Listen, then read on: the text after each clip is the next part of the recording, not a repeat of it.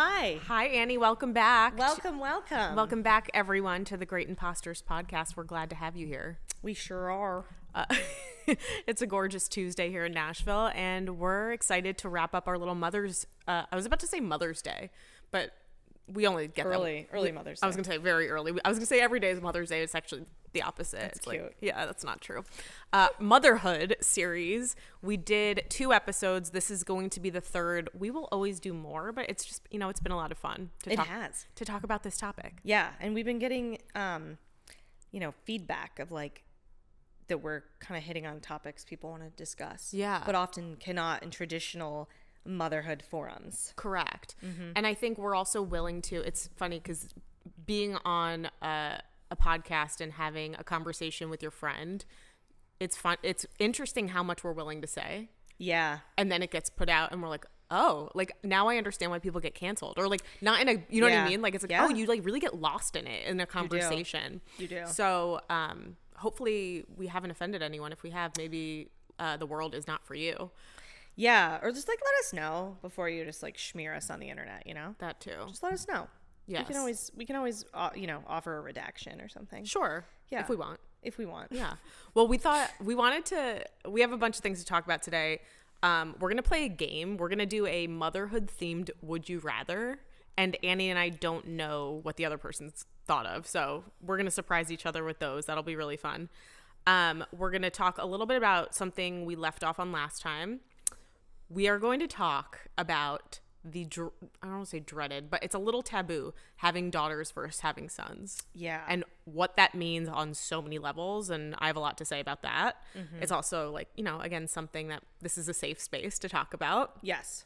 And then we're going to wrap up with some advice that we would give to our younger mom selves. Yeah. And that's how we're going to tie it up with a pretty little bow.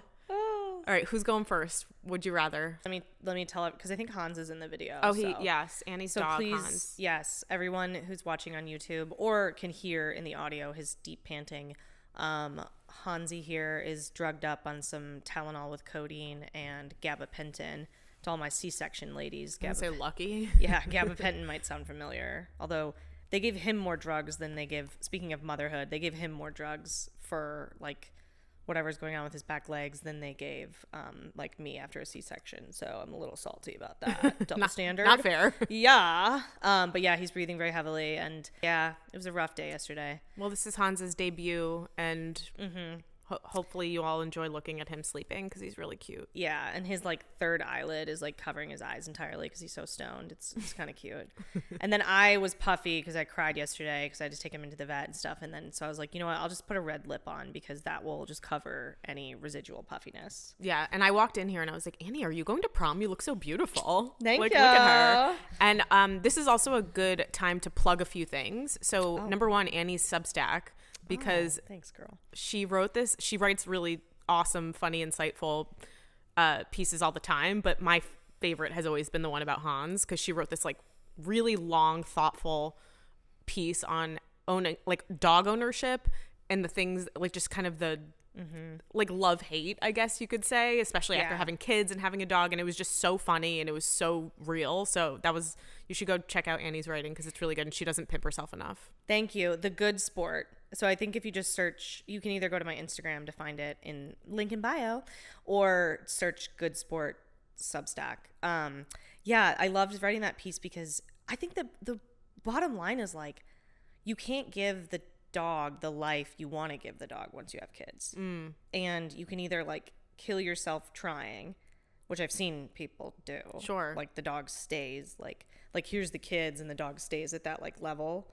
Or you can be realistic of like, I have human children now and I still love you, but no, maybe like whatever it might be, maybe we can't afford to give you freeze-dried lamb lung today.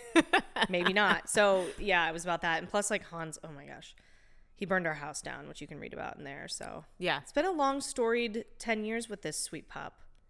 Yeah. Love you, Hans. Oh my God. And then sorry, one more little tangent, but here's the other thing that killed me. So he didn't see his regular vet yesterday because it was kind of like he didn't go to the emergency vet, but it was like an emergency appointment.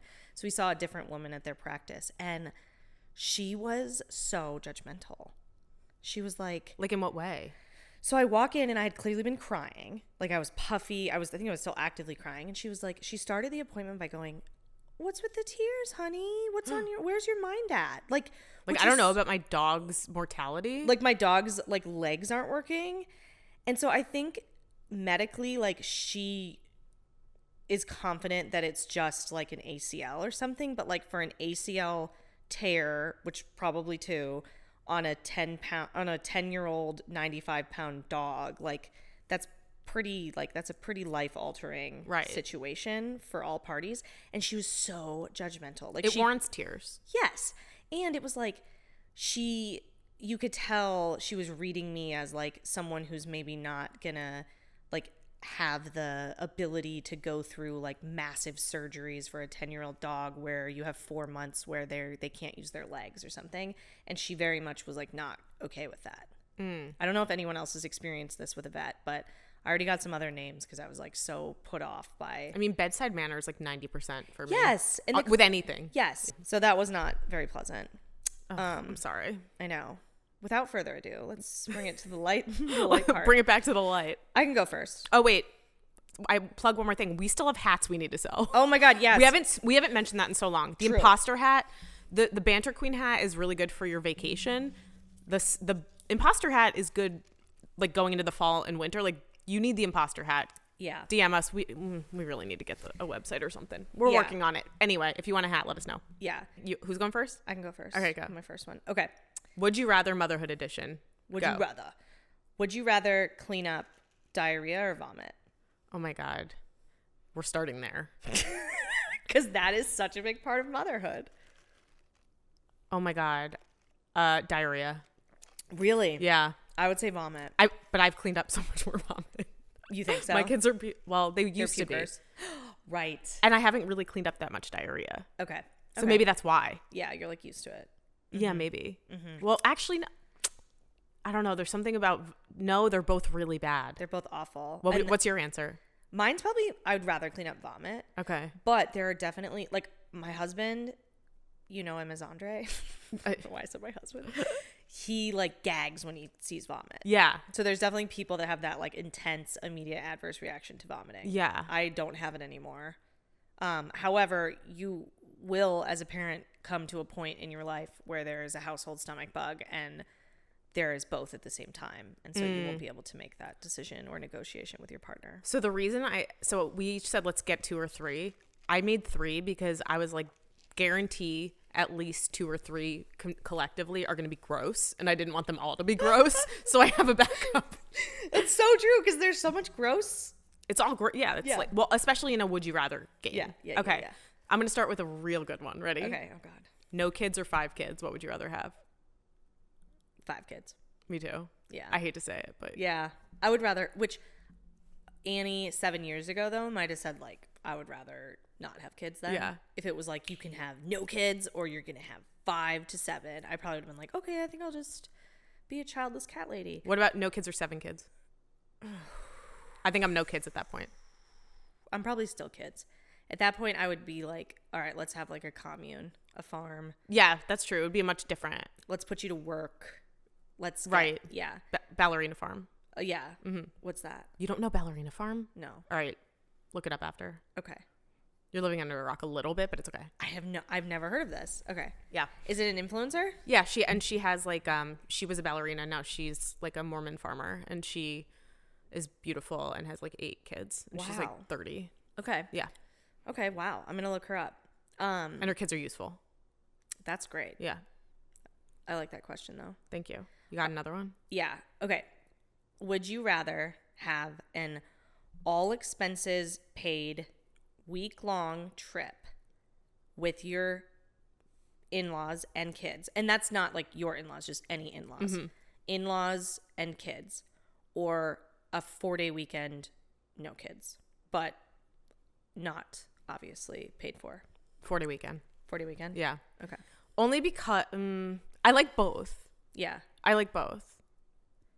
I think.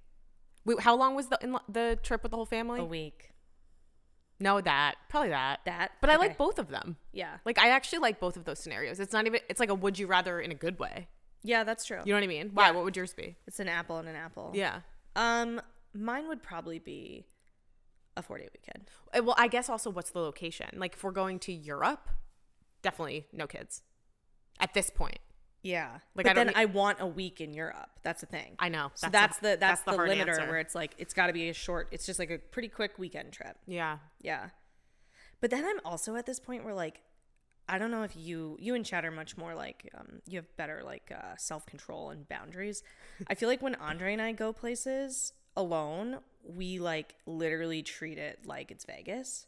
That's so funny. Like we can't just like calm down. Really? Yeah. Like in Portugal, it was like, let's drink all the wine. Yeah. When it was like, we only need to drink some wine. And so then I don't like actually rejuvenate myself. I'm still like in a weird bender phase of my life. I would love to send you to like a retreat center in Sedona and see how you could fuck that up. Like, yeah. Just like, I would you know what I mean? that. Like get lit at like, Yes. because they don't even offer alcohol. And I Yeah. feel like you'd figure it out. I would find a way to like have some fun. Yeah. I don't think I could.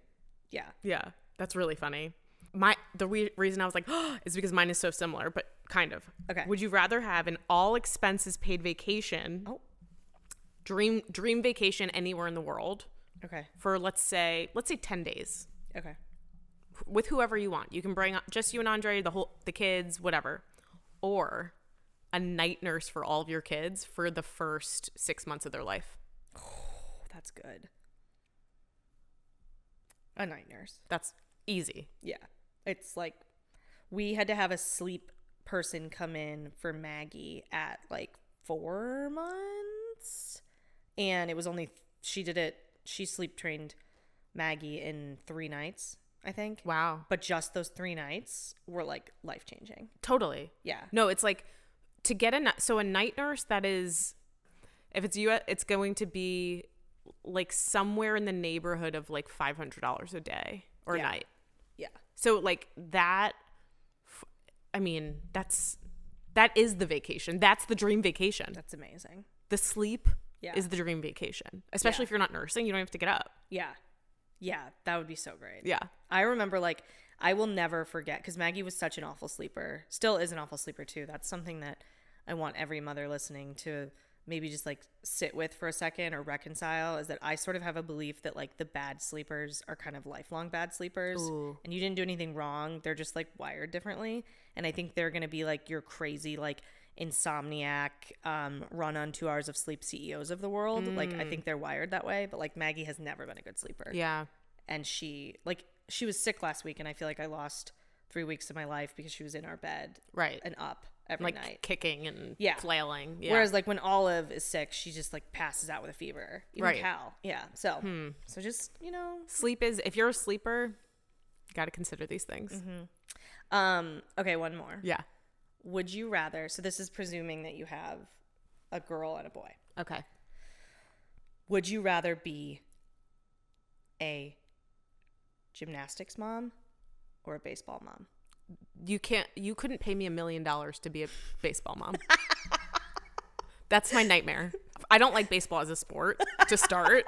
So if I had a son, whatever, my girls, whatever, they're never getting exposed to softball. I just can't. That is not my sport. Like no exposure. I've gone to so many Yankee games in my life. I don't think I've seen a single pitch. Like it's just fun to be there. Yeah. You know what I mean? Yeah. Like, yeah. But so I like the idea of going to a baseball game as like an event socially, but hot dogs.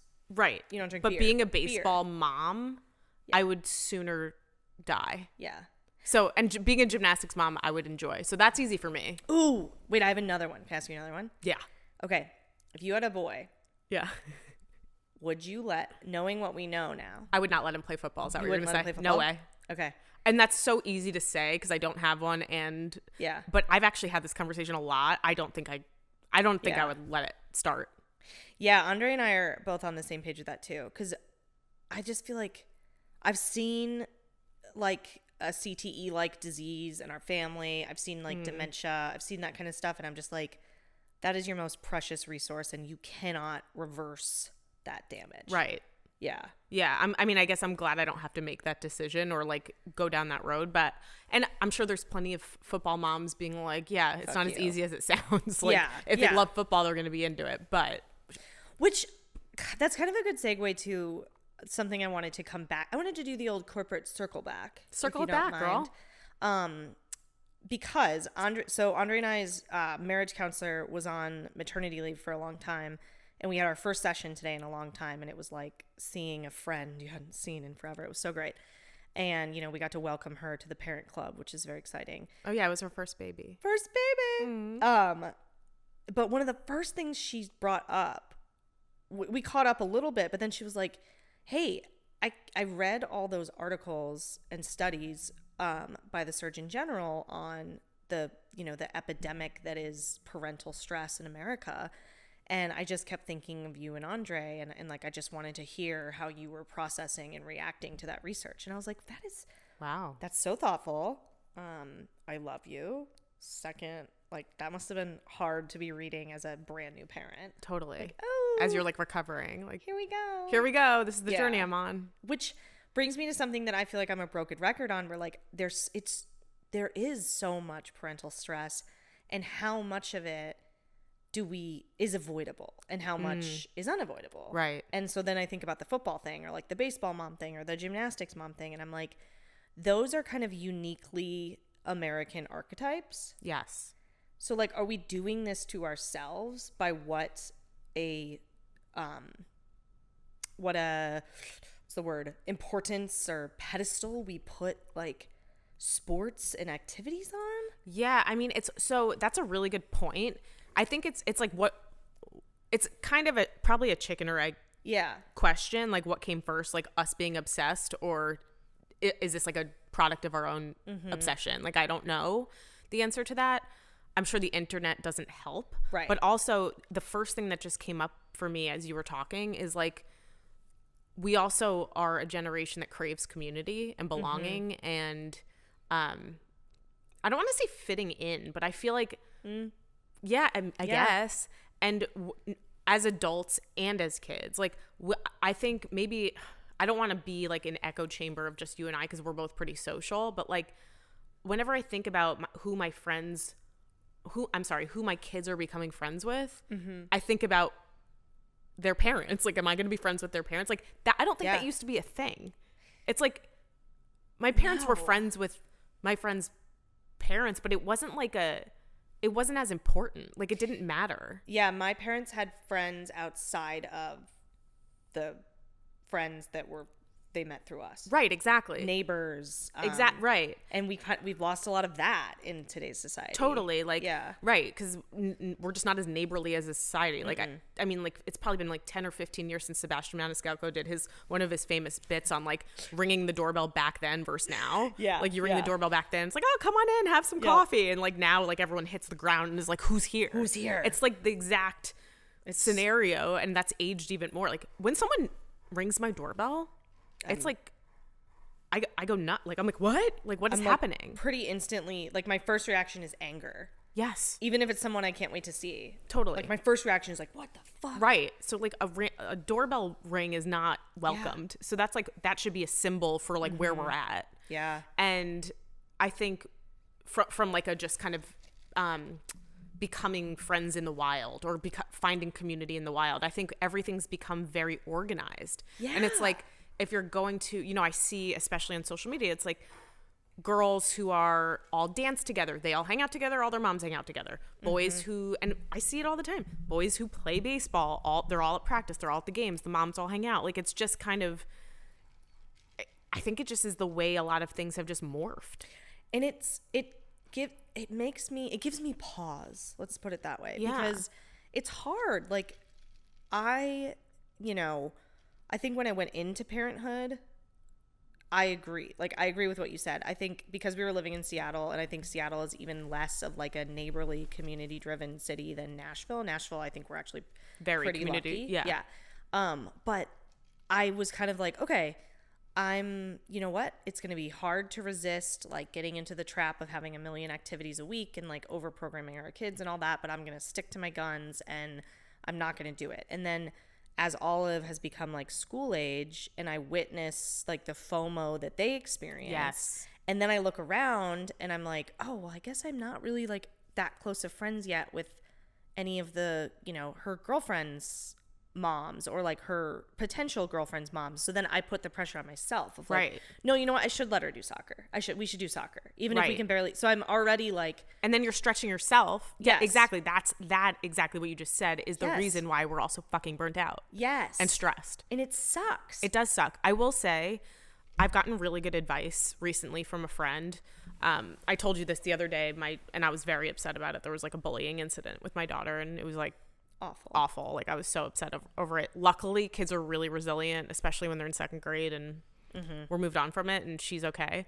But it gets you, it puts me on like fight or flight. Like I'm just like, I get really intense when things like that happen to my kids. And it triggers little Joelle. It triggers little Joelle. Yeah, it totally it triggers sucks. something in me. And one of my friends had a really, who I guess has been through this with her son, some of the stuff. She gave me really good advice that she kind of got from a different friend who has older kids. Okay. That don't worry about whoever they're friends with now. They probably won't be like, friends don't really matter until they're in like 4th or 5th grade. Play dates don't really matter. Focus on your family. Like focus on your family. It's all going to be all right. And then by that time, soccer, gymnastics, basketball, softball, dance, and theater is probably going to be 1 or 2 things because they're doing everything now. They don't know what they're good at. Because they're trying to figure out what they like. They're trying to figure out what they like. Those things will dwindle down. That's really good advice. Isn't that good advice? And We all it need made to me hear feel, that. I know, that's why I wanted to say it because I think it doesn't get worse. It gets better. I think it gets better. I mean, of course, like there's different obstacles that come with but I think these things like running around for 6-year-old basketball practice when they fucking suck at basketball, like just so they can be And included. the hoops, can we talk about how the hoops are still standard height? I know. I'm like, is Shaq here? Or Yeah. is this like, yeah. When Olive showed up, Olive loves basketball. And like, that's kind of as much as you can commit in 1st grade, we've been like, okay, she really enjoys it, so we'll keep doing it. Because that's my thing. I'm like, if you like it, I'll do it. Yeah. But if it's Maggie standing on, did you hear how Maggie wouldn't play soccer on Saturday? Yeah. Like standing on the sidelines, it's like, okay, then soccer is probably not going to be Maggie's thing. Unfortunately. I derailed. Sorry. Yeah. No, but that's what, yes. But Yes, to your 'cause you're you're trying everything out. You're trying everything out. It's like trial period. And then like friends are really like flimsy at this age because they're just kind of trying to, and something else Blair's teacher said to me, which I really appreciated was just from a social standpoint, like the bullying and stuff, like I'm not saying it's normal, but it's almost like developmentally appropriate because they don't really know how to be social beings yet. Like they don't understand the impact of what they're doing. And you're also Yeah. likely to be on both sides as a parent. Like I'm sure my kids will be. So like you're likely to be on both sides at some point. And I'm Yeah. talking about the average kid. Of course, there's going to be some. Especially if you have multiple kids. Like, Right. you're going to be on both sides. Right. So I think it's just something important to like take a deep breath, focus on your family, let them do things. If you miss a practice or a game, it's not the end of the world. Like, and that would be my answer to what you're saying. Yeah. If I can give any like consolation, even though I haven't been through it, I'm just like, I mean, I don't want to like gaslight myself into the future and like Right. saying it's going to be better, but I just try to think about the long game. Yes. That's such, oh my God, I had that actually like written down because I think, God, that's exactly what I was thinking after we got off this call with, and we kind of talked about it in marriage counseling too, but that is exactly it. I think we as Americans are an extremely reactionary culture. Like there's a psychological phenomenon where you believe that whatever is currently happening will continue to happen. And I forget what it's called, but it's like especially in America, we fail, I think, to be able to conceptualize or think about or have the patience to play the long game. It's the same thing you see in you see it in politics, you see it in COVID response, you see it in everything. Like we need instant gratification. We need to like satiate whatever desire we have at the moment. We Yes. can't think to ourselves like, oh yeah, okay, so maybe it's gonna suck that sometimes we're gonna see like the soccer, I'm just using an example, the soccer girls all hanging out in elementary school, and that might sting or trigger little Annie for a bit. But won't it be really cool when like Olive, has been able to like flourish this love of nature she has in playing in her backyard and Right. stuff? Won't that be great? Totally. But we can't, it's so hard for us to do that. It's so hard Humans, for us to do that. and I think especially Americans. So I would say if you feel the way Annie's describing and the way the Surgeon General has warned us, Yeah. try to remember my advice, take a deep breath, focus on your family, let them try things. It's not always going to be like that. Yeah. And just kind of breathe into that. Like, it's going to be okay. Things are going to narrow down. You're going to figure out where they want to be. You're going to figure out who their people are as they evolve, like as little kids. And like, it's just, nothing's really permanent. Yeah. This comes at a good time too, because I actually talked to a mom this morning. I was chatting with her who has a 5th grader, and we have a mutual friend. And I was asking them about like how that mutual friend and this other mom, let's call them like Sally and Tally, how they met. Are we Sally and Tally, huh? I was gonna let it go, but I can't. Sally and Beth. So I was like, oh yeah, so how did you and Beth meet? And she was like, well, we met through our kids originally, and then like we became really close, and now our kids don't even really like each other or want to hang out, but we're still friends. And so that is so interesting. Yeah, and my first reaction was like, oh my God, is that awful? What do you do? And she was like, no, we both just have the attitude of like, they can, they'll go to like a mutual hangout sometimes. They're not best friends. They don't run in the same circle anymore, but like, it's fine. It's about us. So I'm like, I like that because they like each other. Wait, that is a perfect segue. Yeah. We are a segue. Like, what a segue queens. We are segue queens. Queens. Queens. This is like my attempt at a Southern accent. I loved it. I forgot to say this in the beginning about the agenda. I was listening to a podcast this morning on my morning walk because I am very into taking morning walks these days. She's a stepper these days. And I was listening to another podcast, and of course, we really want people to write into us. It hasn't happened yet, but well, so I have to take a different podcast email that was written into a single man who doesn't have kids, but he has a lot of listeners. And this is kind of along the lines of what you're saying about Beth and Sally, or Sally and Tally. So the scenario is this girl lives, I guess, near all the friends she grew up with. And like the dream is like me and all my besties are having babies at the same time. We're raising our babies together. And it was great when the kids were babies. Now the kids are school aged. And the parenting styles are so different that it's become a problem. So like the woman writing in, that you could tell they're super rich too. Cause she's like, the woman writing in was like, the only time that we're all together with my friend group is when everyone's at my house because I have a big enough house for everyone to come to, I guess. I'm like, okay. I'm like, okay, flex. Cool. And then she's like, every time these children are at my house, my best friend's kids, they literally play games like slam the door, who can slam the door loudest. Like, she's like, they break every single toy in my house. I'm for hours after, I am scrubbing every surface of my house. They've destroyed everything. And my best friend and her husband don't parent. And we do. And I was like thinking about this on the walk, knowing we were recording today. And I was like, I want to like kind of steal this scenario because it's so interesting. And like, I actually think it's okay. So there's a part of me that's really grateful. There's a lot of me that's really grateful for where I ended up, where I am in my life. I know a lot of people live closer to friends and family, like family of origin and friends of origin, like, and there's great in that. But my friends who I grew up with, I don't have to know how they parent because I see them once or twice a year, and it doesn't affect me. So I can affect your friendship. No, and the friends that I choose to be in my everyday life, our other friends, we have very similar values and parenting styles. So like you kind of connect on. So I feel like that could be such a huge, it's similar to what you were saying because the friendship remained and the kids kind of grew apart. And that's maybe a little awkward and had some moments, but then it's like, okay, like it just is what it is. And there's just I just can't think of how many scenarios where two people are best friends and they have kids at the same time and the kids are best friends and we're all best friends. Like that's so unreasonable. It is. It's really unrealistic, I think. Yeah. And also I think there's an important piece to that narrative, to both narratives of like, kids need to understand that the universe doesn't revolve around them.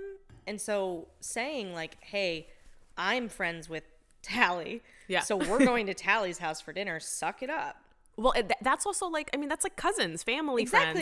Like think about family friends. Like I had so many, I think about so many people as adults, and people are like, how do you know them? I'm like, oh, they're a family friend. Yes, we had a lot. Yeah. So Yeah. it's like, they're family friends. Right, they're family friends. Yeah. And I think that's kind of lost too now, though, today.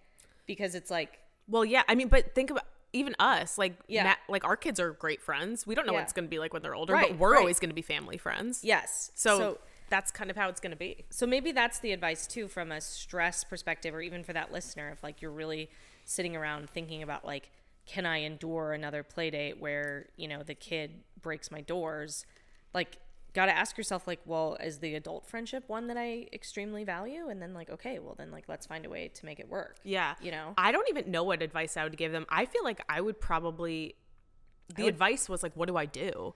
And I don't even know if that friend is so, if you have a friend with a parenting style that is so crazy different than yours or just non-existent, they probably lack the self-awareness To even realize that. to realize it, the self-awareness, the spatial awareness, the environmental awareness, to even understand what's going on. And I think they'd be so blindsided by you saying that. I would honestly, this is probably, maybe it's not the best advice. If this is a friend you value forever, you don't want to have a falling out, you need to distance yourself while the kids are little and keep the hangouts outside your house and go on change girls' the nights, environment. change the environment. Yeah. And then when the kids are older and not slamming your doors, just resume, because I'm sure the kid will normal out. Yeah. That would be my advice. Like, Yeah. if it's someone, because otherwise you're going to confront them about the most sensitive topic in the world. It's not going to go well. It's your best friend since you're a little kid. It's not going to go well. It's not going to go well. I agree. And I think what you can maybe do in the moment, if that's happening, is like, you shouldn't, you know, like, obviously, like, employ your own disciplining tactics. Not that any of us are like hard discipliners or something, but like, you can at least be like, hey, please stop slamming that door. And For sure. maybe they've never heard that. Like, Yeah. who knows? And maybe that'll be awkward for a second, but I think we also know that like kids weirdly need boundaries and like Yeah. authority a little bit. I And mean, so yeah. Or that else kid they'd might be like, the kid might interpret that as like, wow, you really care about me, Mrs. Whatever. yeah, that's true. So you could like just say, hey, Or they'd Please be don't like, slam the fuck you, door. I don't have rules at my house. I'm and outta then here. you're like, okay, cool. That was the nail in the coffin for the hangouts at my place. yeah, exactly. Yeah. Whatever. But that is really hard. Yeah. And perhaps that's a good segue into how different boys and girls are. Okay, so we want to have this conversation about having sons and having daughters, and how much when I tell you, I feel so strongly and triggered by this conversation that I think maybe more so than other people, because I don't think I'm sensitive, but I'm really fascinated by how people posture around what sex their children are. Yes. It's so weird to me. And I don't Yes. think it used to be a thing. And I think it's a thing now. I mean, it all started with the gender reveal party, Yeah. which is if you had one, I'm not even sorry. Like, I think they're so stupid. Like, I think they should be banned in every direction. Like, I hate gender reveal parties.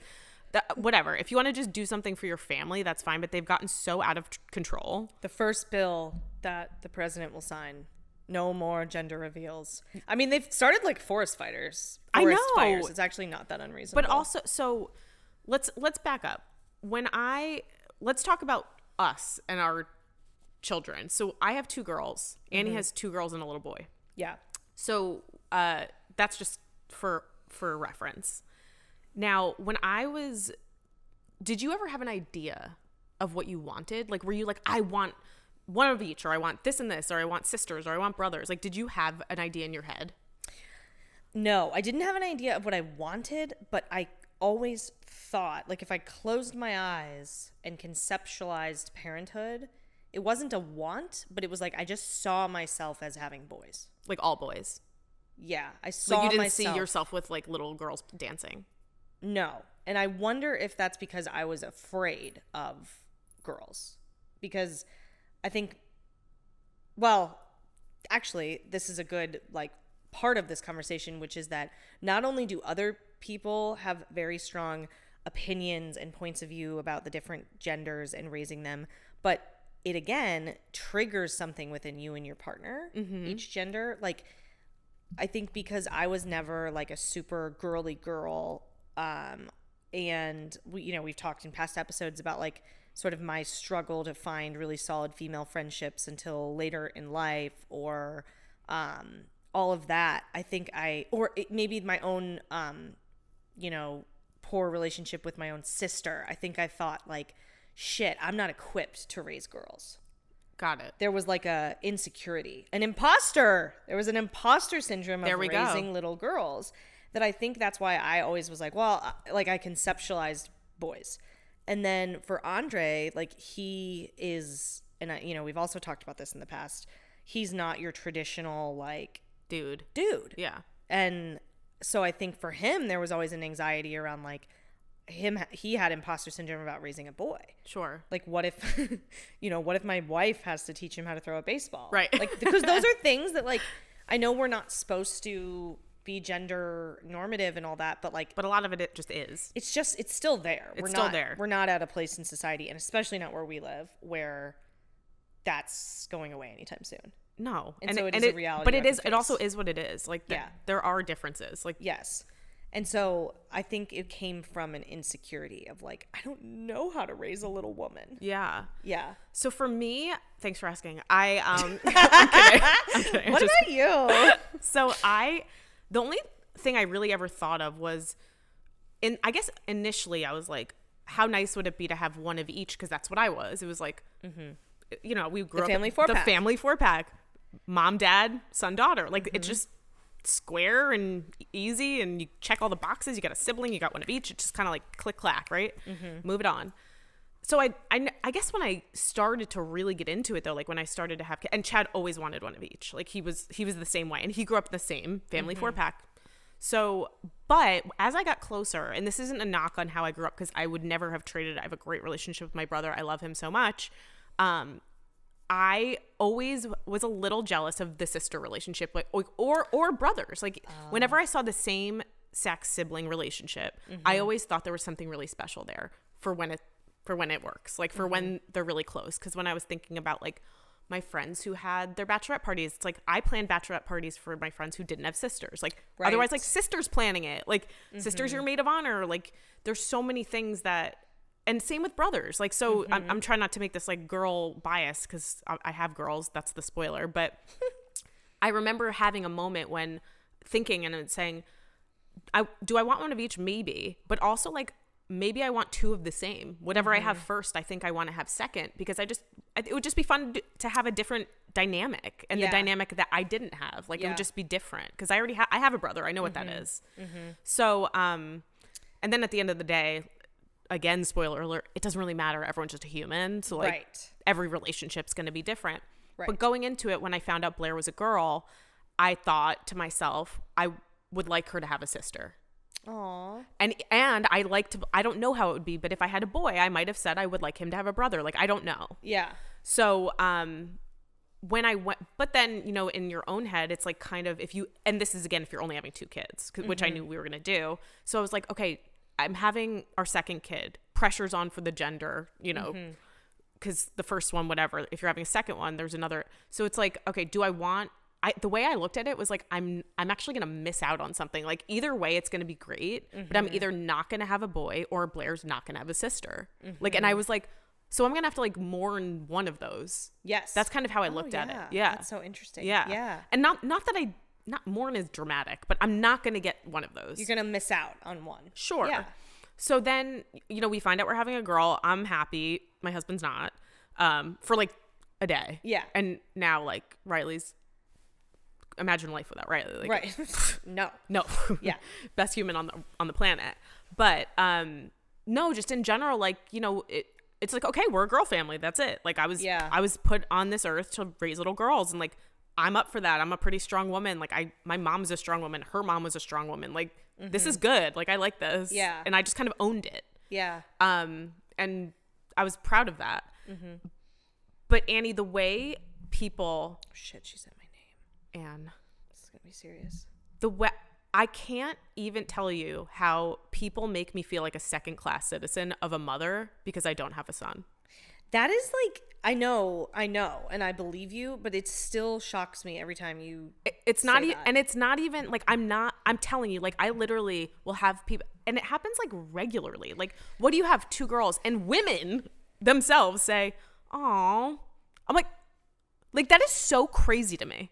Yeah, Isn't that like, could you imagine? Because No. if I have a friend with 2 boys and they are the ones who say to me, I wish I had a little girl. Do you know what I say back? You have a great family. Yeah. How lucky for your sons to have each other. Your boys will love you. Like, Yeah. I say the opposite. Like, I don't even have that. And I'm just like, I always just bring out the best in the scenario. The way people pity me. That's so So there was a man once, my husband coaches my daughter's basketball team. And this guy who has 2 boys and a girl, I think, he was like a basketball nerd and he was like fangirling over Chad because he played college basketball. And he's like, oh my God. He's like, do you have a son? And he's like, no, I have 2 girls and I'm coaching her basketball team. And he looked at him, he goes, what a nightmare. That's so fucking crazy. But like, I get this all the time. So it's like, am I sensitive to it? Maybe, but also I really feel it. Do you think it's, okay, one, do you think it's exaggerated because you did marry a 7-foot tall college athlete that like? No, because this Okay. this is when I meet people for the first time who don't even know who my husband is. Weird. Yes, I get that all the time. That's, It's almost, I feel like girls are like this consolation prize of like having kids, and I don't like being made felt like my parenting experience is not adequate. yeah. Because I know that's not true. Yeah. So, okay, that's so interesting because I have actually had people, when I had just 2 girls, I have had people say like over and over, like, oh boy, the kind of like watch out for high school shit that That people too. say. Yeah, that's all tied in. Yeah, so you're right. There is a lot of like foreboding about raising girls. And then with boys, now I'm learning, like, I guess maybe the equivalent that I didn't even realize I was doing before I had a boy is saying to a boy mom, like, oh, wow. When they're like, yeah, I have 2 boys or 3 boys. And when we go like, oh my God. I guess we do that to them. Or at least I used to do that a lot of like, oh, wow. Because Like, oh wow, that must be really busy. that must be fucking insane. Yeah. Yeah. Like having, which again, I think there's some truth to that, but that's not to say there's truth to the girl side of it, but like that is so fascinating that anyone would think that. And I can't think of a greater gift, honestly. Sorry, Cal, but I can't think of a greater gift in the world than like having the opportunity to raise girls now, because they're going to need to like, they're going to be like tough and they're going to have to overcome a lot, but then they're going to be on like the right side of history Yes, where like the world is theirs. for sure. Yeah. And I agree. And it's not like, I'm not like anti-boy. Like, I love my Right. nephews. I love your son. Like, it has nothing to do with that. It's Yeah. just, I feel like I've been put in a position to get defensive about So weird. my, like, because it happens, Annie, every fucking time. But someone's like, you have 2 girls. Oh, did you want to go for a third to try for the boy? No one ever, like. Okay, so maybe I haven't experienced this or didn't experience it with 2 girls, but would have experienced it had I not been like pregnant or just had a boy. Right. That's probably why I haven't experienced it. Yeah. This is definitely, no, because you have both. So right, you're not right, going to right, get right. this. Obviously Yeah. I have both, but even when I was like, I guess that's why people have never said that to me directly. But on the flip side or another angle though is, Joelle, I'm going to say your name.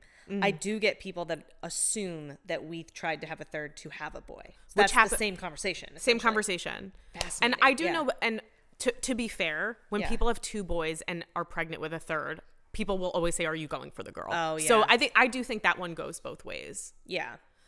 Like, you know what I mean? I think, Yeah. for sure. Yeah. But I also think if you're having a third kid just for the gender, you shouldn't have a third kid. You also have to have you also need to, we talked about this last episode, you're going to need to get a new car. All the things. You're going to need to start No, saving you really, a lot of really, money. really want to have 3 kids. Like, you shouldn't just be like, Yes. we're going for the girl or going for the boy. Like, I completely agree. you need to want it. Yeah. Yeah. And like, And also, that also kind of leads into gender disappointment, which is like this. Yeah. So I used to judge gender disappointment so hard because I used to be like, oh my God, you know what the odds are. yeah. You get pregnant, you hope for this is old me. Okay. Yeah. You get pregnant, you pray for a healthy baby, viable at 12 weeks, make past your first trimester, good at the growth scan. This miracle of life. Who cares what it is? It's Yeah. your kid. Yeah. I feel like and then, so I always like judge people hard for like crying at their gender reveal party or Yeah. whatever. And now I'm like, okay, listen, people are allowed to have feelings. People are allowed to feel their feelings, but they better get over it.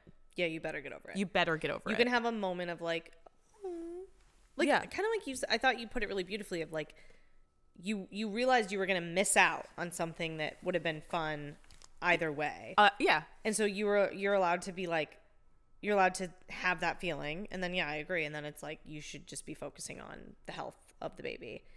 I did actually. I'm kind of remembering this. I might have blocked it out. I did experience. I have met several people who have articulated that they did not want a boy ever. Really? Yes. And even articulating that, like, in this place of like, I never want a boy. Yeah. And I remember thinking that, or hearing that and being like, that is, we're just talking about a different version of the same conversation, I guess, of like, I can't imagine. Well, then you shouldn't be a parent. Like, you've got a 50-50 shot. So, like, you kind of need to know that before you go into it. You can't just choose. Or also, I think the worst version of that, and this is when people say, I don't know what I would do with a girl. I don't know. Or, yes. Especially when a woman says that. Yes. It's like, you're literally a girl. A girl. I know. You're literally, like, you're a girl. I know. Like, do you hate yourself that much? Right. And then, or even if, I don't know what I would even do with a boy. It's like, well, it would be your kid. You'd figure it out. You'd figure it out. Yeah. I hate when people say that. I do too. It's like a big pet peeve of mine. But I just hate like what this like tribal like boy mom, girl mom thing of like, this is what I have and like this is the best of it. And I think it just like further drives people apart and polarizes. And I do think like, you know, when you get to school age kids, like naturally when the girls start doing activities together, the boys start doing activities together, yeah, you're going to probably hang out with that gender's mom more. Like it's just that's natural, but I don't like the competition or like the one-upping or like get ready for teen years or like all that stuff. Yes. Like, and I also read something and I saw stuff on read haha do I read the TikTok argument that like actually meant something to me that I sent to you. Yeah. I know you were busy with Hans yesterday. I don't know if you saw it, but basically this woman who has sons and daughters said anyone who's raising sons and says raising sons is easier, you have to, I'm fucking it up. It's like you have to raise your standards for boys. Yeah. And yeah. Or you're not being intentional enough about raising your son. And I was thinking about that and I was like, of course I'm biased because I have girls, but because I don't know, like I don't know what to compare it to, but my kids, my two girls could not be more different. So I have two completely different parenting experience within the same sex. Crazy, right? Right. And I was thinking about it though, when I meet a teenage boy or like somewhere between like a 8 and like 18-year-old boy. Yeah. And if I do the same thing with an 8 to an 18-year-old girl and the girl is like, hi, how are you? And like super like pleasant and mature and looks me in the eye and carries a conversation with me, I'm like dazzled by her, but I'm like, of course, like she's just a poised girl.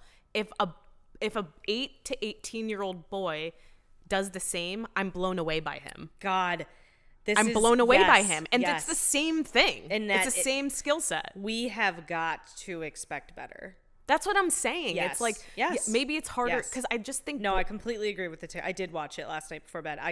But totally that last part I was thinking of on my own because like I meet, you know, Blair's at a K to 12 school, so I feel like I meet a lot of kids. Yeah. And I'm always just like, oh my God, that young man is so unbelievable. But I'm like, so is every girl his age that I've talked to, but I don't think about them because I'm like, I expect that out of them. Yes. And that is like such a pet peeve of mine. Like if you are raising your boys with the standard that they don't have to be like, you know, pleasant and sociable and demure to adults, like that's not okay. No, they should be held at the same standards just as girls are in so many different ways. Right. Like I shouldn't be so blown away by that.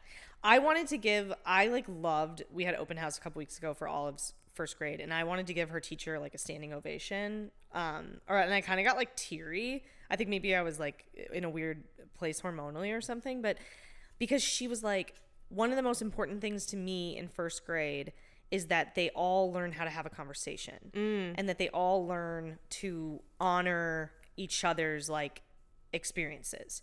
And so she starts I think most days, it was at least like a couple times a week, she starts it with like they do a journal prompt where they write an answer and then they have to buddy up, which my understanding is that it's the opposite gender as much as they can. They probably run out of pairs and eventually do same sex, but like it sounded like they did opposite gender most of the time, and they have to talk to each other about their journal entry. And I was like, I literally like I was waiting for people to be like, yeah, because I'm like, that is so important to me as a parent. It's a lost art too, so I'm glad that. And I do think that you hit the nail on the head. It is especially a lost art for the boys of the last couple generations. I think it's dying off, and I couldn't agree more. Like, that is just absolutely fundamental. Yes.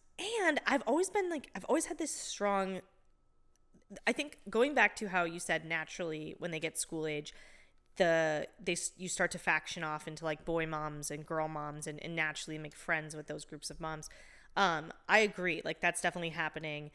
But it's funny because I have definitely like bonded or connected or just gotten along really well with a lot of the boy moms. Me too. That I've met. In Blair's grade, yeah. Me too. Yeah, and again, it's not because they are boy moms, it's because they are and it's they who they happen are. to have a boy. Exactly. It's Yes. like not that fucking deep. It's Yes. like you're a great person and you happen to have this child. Like, it Yes. doesn't, yeah. Exactly. In the same way that it's a 50-50 odd that you're going to have a boy or a girl, it's a 50-50 odd that you're going to like or dislike a parent when you meet them. Literally. Much. Right. But then think about, like, we spend so much time together because our girls are best friends and we're in activities together. Yes. Yeah. And so I've thought a lot about that of like, man, I really want to hang out with these women, but of course I'll always be sort of an outlier because they're together all the time, and I'm not mad about that. I get it. They're doing activities and stuff. And then I got invited to something with some of the boy moms, and I was like so flattered, and we were all making this joke of like, okay, well, we got to vote, to see if we can like let her in. And it was hilarious, and I took it very much as a joke. But then I thought again of like, that's another thing societally. Like, are we doing ourselves a disservice by like already in first grade letting kids believe that like they should only hang out with girls or boys should only hang out with boys? Totally. Or is that just what's developmentally appropriate? I don't know. That I don't know. Yeah. Because but it's an interesting conversation. I'm glad we're having it. Yeah, because Olive hangs out with many of my friends have had boys too. Like, we have our awesome girl squad for our 4-year-olds, but I feel like for Olive's age, the mom friends that I've made have mostly had boys, and so she's spent a lot of time hanging out with boys. And her kindergarten teacher made a comment once, a really nice comment of like, she really holds her own, and like on recess, like she really holds her own with the boys and she really holds her own with the girls. And I'm like, that's great. The highest honor to me. Totally. Because you should be able to. Which is shocking, because I'm shocked that Olive's not just like Annie's daughter. Olive is like the most hopeless romantic you've ever seen in your life. I'm surprised she's not just like, oh my God. Yeah. like around all the boys. Well, it sounds like she was a little bit, and then she would be that way with a certain boy. By the way, she has excellent taste. And then, but with the rest of the boys, she would like play with them or wrangle them. But anyway, that's very important to me, that like my kids can hold their own around the opposite gender. Totally. And I do feel that that's a little bit lost when we when we separate each other as like, well, you have boys and you have girls, and so your experience is different. When it's like, no, there still is a shared parenting experience. Totally. Shared first grade experience. Totally. And I think the more we break down those gender things after you decide that they're a baby girl and you get to put bows on them, or they're a baby boy and you get to put like trucks on their shirt or whatever. Like, after we get over that, you have to like, now let's focus on the human. Yeah. Let's focus on the human and like who the human gets along with and who you get along with. It's like, it's so much more important than what they are. Yes. And they have to, no matter boy or girl, they have to learn how to have a conversation. Totally. They have to learn how to hold their own at recess. Yes. Have you seen that meme that's like, it's like little boys really do turn two and pick one of the 4 to be their entire personality, and it's like trucks, sports, like cars, and then I forget dinosaurs. the last one. Dinosaurs. Yeah. And that is fucking so accurate. Yeah. Like, Cal spent the first 2.5 years of his life in a mostly girl stuff house. Like, Yeah. it's mostly Barbies and, you know, Princess dresses. dresses, and then some gender neutral puzzles and stuff. Like, we didn't really, we had like a couple cars and stuff. He is obsessed with trucks and cars and excavators and diggers and bulldozers. Yeah, it's like primal sometimes. It's bizarre. Yeah. It's bizarre. It is. Like, well, the other day, I just have to share this. I feel so strongly about how, like, there are some just like totally gender normative things about each gender. Yeah. But like the other day we were just like, walking down the street and like a Corvette drove by and he was like fast. A Corvette drove by quickly and he was like, "Wow, cool car." And I was like, "What the fuck? Like, how does a 2.5-year-old boy whose parents are not car people? It's not like we're taking him to car shows. Cool car." He was like, "Wow, cool car." That's hysterical. Like, he has a synapse in his brain. Yes. That fires, and a girl can have that synapse too. That's not what I'm saying, but it was like, wow. They truly do choose 4 different personality types. That's so funny. And then when they get older and in college or like college age or end of high school, they kind of just choose like 4 different personality types. Totally. It's like, am I the nerd? Am I frat boy? The frat boy, the finance bro, or Athlete, like the doctor? Yeah, totally. It's like there's 4 boxes. Yes. Oh, men. Oh, men. Oh, man. That's so funny. Well, I guess to wrap that part up, if you're a girl mom, you have all girls, I'm with you if you ever feel like people are just like making you feel like a second-class citizen as a parent and that you don't have the experience of raising a man. Or like we still live in a feudal system and right. Like your lineage isn't going to oh God, please carry on or something. Like that is, I mean, like 50% of people keep their maiden name now. Like, get over it. Yeah. But I feel you. And to be fair, I know plenty of women who wanted a daughter or people make them feel like they are missing out on that as well. So yeah. I will like both sides of that coin, 100%. Yeah. All right, let's wrap it up. Let's wrap it up. Advice to your younger mom self. So when you're getting into motherhood, something you wish that either like you could tell yourself, like look into the future and know, or just information you wish you had. Mm-hmm. You want me to go first? So there's advice I would give myself as a woman who knew she wanted to be a mom, and then advice for when I became a first-time mom. Okay, so for the advice for the Annie that wanted to have kids eventually and didn't yet. Like, the time in your 20s or 30s when you do not have children or you are trying to conceive or whatever is the time in your life to like focus and take your health really seriously. I think societally we are obsessed with career, and that's great. You should also take your career seriously at that time, but we don't as a society take our health seriously. I feel like there's a turning point at like your mid-30s. Like your mid-30s is when suddenly you're like, oh fuck, these numbers mean something and it's changing the tone of a doctor's appointment or whatever. And your sleep sucks in your mid-30s. If you have kids, your sleep sucks even more. Like, there is a time in your life in your 20s and 30s before you have children when you might be tired, but you don't know tired yet. And like, you need to exercise, you need to eat well, you need to take care of yourself. Have fun, but like take that shit seriously so that you're setting yourself up for success when you do have kids, so that you have the habits, you have the routines, you have the rituals. Because I spent most of my 20s, because I had kids in my late 20s, I spent most of my 20s eating and drinking and working.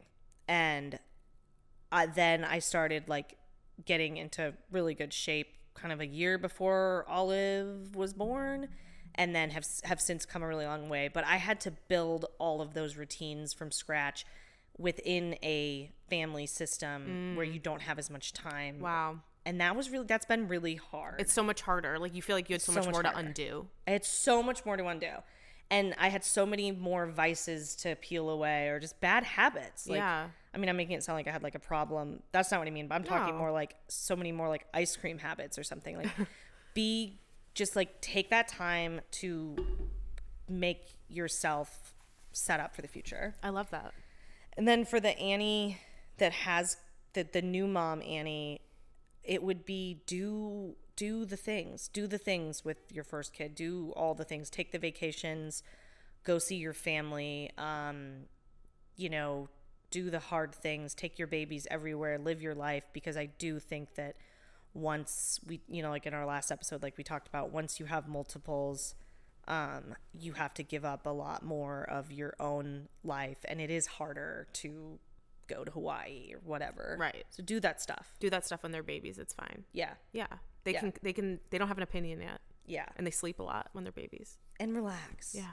Just relax. Trust your instincts. Yes. You really should trust your instincts more. For sure.